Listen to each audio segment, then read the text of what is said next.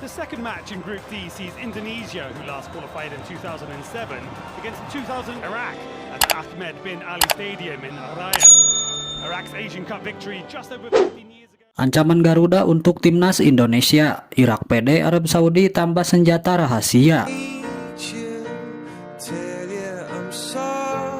Pertarungan menuju Piala Dunia 2026 semakin dekat dan lawan-lawan besar kini mulai mengintai timnas Indonesia.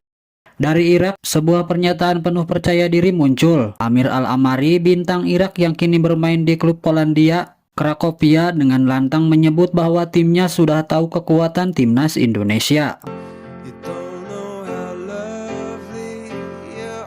Kepercayaan diri itu tidak datang tanpa alasan. Irak baru saja menuntaskan 2 laga uji coba penting pada FIFA Matchday September. Mereka mengalahkan Hong Kong 2-1 lalu menundukkan Thailand 1-0 pada laga King Cup 2025. Bagi Al-Amari, kemenangan atas Thailand bukan sekedar skor di papan pertandingan. Lebih dari itu, ia menyebut laga melawan Thailand adalah gambaran nyata tentang apa yang akan mereka hadapi melawan Indonesia. Timnas Thailand memiliki banyak kesamaan kualitas dengan Indonesia. Lawan kami di babak playoff Piala Dunia. Oleh karena itu, kami sekarang memiliki gambaran yang jelas tentang tim yang akan kami hadapi, ucapnya. Irak merasa sudah menjalani ujian yang tepat, bermain melawan tim tuan rumah dengan dukungan penuh penonton, menghadapi tekanan di stadion hingga meraih kemenangan tipis namun berharga. Semua itu dianggap bekal berharga sebelum bertemu Garuda. Namun Al-Amari tetap menyadari satu hal. Timnas Indonesia bukan lawan sembarangan. Meski dalam 8 pertemuan terakhir Irak selalu keluar sebagai pemenang, termasuk di babak kedua kualifikasi Piala Dunia 2026. Kali ini atmosfer berbeda. Playoff bukan sekedar laga biasa. Setiap kesalahan bisa menjadi bumerang, setiap peluang bisa menentukan nasib.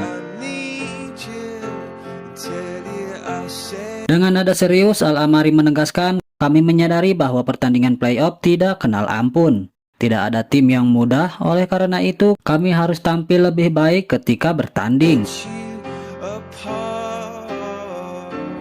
Irak dijadwalkan menghadapi Indonesia pada 11 Oktober 2025, lalu menantang tuan rumah Arab Saudi pada 14 Oktober. 2 laga yang bisa menjadi pintu emas menuju Piala Dunia. Dan keyakinan itu jelas terpancar dari Al-Amari. Kami yakin dengan kemampuan kami lolos ke Piala Dunia. Tim Irak memiliki semua modal untuk sukses, mulai dari pemain hingga staf teknis. Kami semua bekerja keras dan terus memberikan yang terbaik.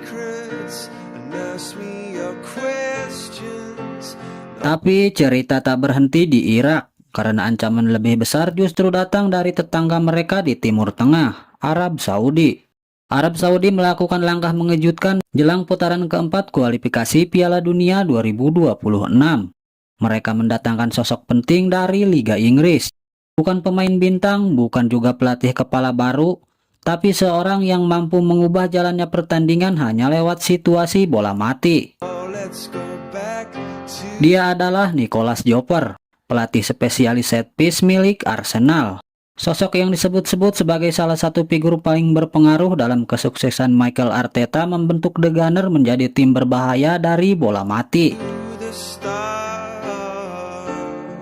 Rekam jejaknya jelas, sejak bergabung dengan Arsenal pada 2021, Joper telah membantu tim London itu untuk mencetak 70 gol dari bola mati.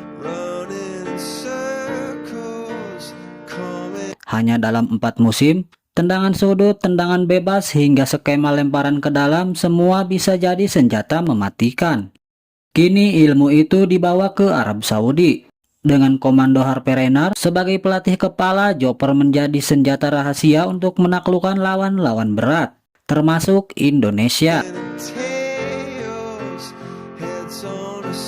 Laporan dari Riyadh TV, stasiun olahraga terkemuka di Arab Saudi, menyebut Joper sudah hadir di pemusatan latihan Green Falcon di Taif, ikut mendampingi tim saat persiapan di Republik Ceko, memastikan bahwa setiap detail taktik bola mati bisa dieksekusi dengan sempurna. Tujuannya jelas, Arab Saudi ingin memaksimalkan setiap peluang sekecil apapun, termasuk dari bola mati. Ketika melawan Indonesia pada 9 Oktober 2025, 3 hari setelahnya mereka akan menghadapi Irak. Pertandingan yang bisa menentukan arah perjalanan menuju Piala Dunia. Situasi ini menempatkan Indonesia dalam posisi penuh tekanan. Dalam kurun waktu 6 hari, tim Garuda harus menghadapi dua kekuatan besar Timur Tengah. Pertama, Arab Saudi, yang kini punya tambahan senjata mematikan dari spesialis bola mati terbaik di Premier League. Kedua, Irak, yang sudah melakukan persiapan khusus dan mengaku paham betul kekuatan Indonesia.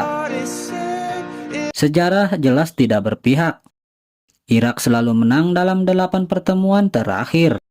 Arab Saudi dengan pengalaman panjang di Piala Dunia punya modal mental dan taktik yang jauh lebih matang. Namun sepak bola bukan soal sejarah semata. Playoff adalah panggung penuh kejutan, dan timnas Indonesia punya reputasi sebagai tim yang sering membalikan prediksi.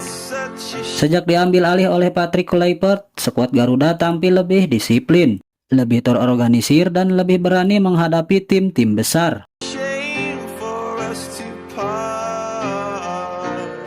Nama-nama seperti Jay Ijes, Sandy Walsh, Marcelino Ferdinand, hingga Sintayong Epek yang masih terasa di generasi emas ini menjadi bukti bahwa Indonesia bukan lagi tim kecil yang mudah ditaklukkan. Tantangan utama ada pada mental. Irak datang dengan keyakinan tinggi, sementara Arab Saudi membawa strategi bola mati yang bisa mematikan di menit berapapun. Indonesia harus menemukan cara untuk mengatasi keduanya, bertahan rapat, meminimalisir kesalahan, dan memanfaatkan setiap peluang sekecil apapun. Karena di level ini, detail kecil bisa menentukan nasib. Sebuah kelengahan saat corner kick bisa mengubur mimpi. Sebuah eksekusi tepat bisa menciptakan keajaiban. Pertanyaannya kini jelas. Apakah kepercayaan diri Irak benar-benar sepadan dengan kenyataan di lapangan? Apakah tambahan tenaga Nicolas Joper akan membuat Arab Saudi tak terbendung? Atau justru inilah momen ketika Indonesia menunjukkan bahwa mereka bukan lagi sekedar kuda hitam di Asia, melainkan calon pesaing sejati di panggung dunia? Jawabannya hanya akan terungkap pada Oktober mendatang, ketika Garuda terbang menghadapi badai Timur Tengah melawan kekuatan besar Irak dan strategi baru Arab Saudi. Sebuah perjalanan penuh tekanan tapi juga peluang emas yang bisa mengubah sejarah sepak bola Indonesia selamanya. دون أن يستقبل الأخضر أي هدف من حكم المباراة الحكم الأوزبكي توهير. الحديث عن توهير البريكان فرصة حلوة، خلينا نقول يعني بعد مرور